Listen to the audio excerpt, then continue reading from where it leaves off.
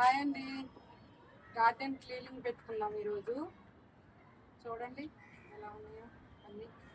మొత్తం తీసి ఊడ్చుకొని చేసుకోవాలి.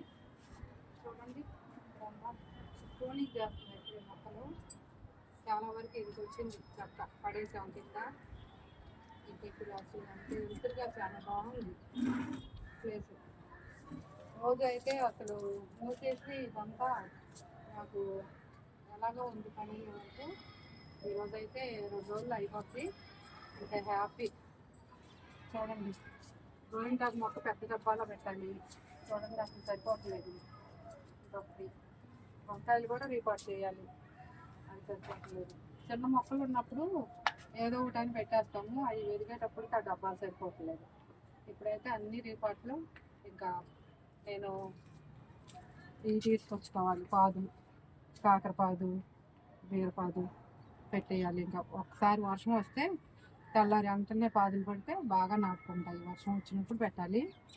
ఇవన్నీ క్లీన్ చేసుకొని వర్షం కోసం ఎదురు చూస్తున్నా నేనైతే. చూడండి బాగుంది, కొంచెం వరకు బాగుంది. ఇంకా ఇంకా మొత్తం క్లీన్ చేస్తే ఇంకా బాగుంటుంది గార్డెన్.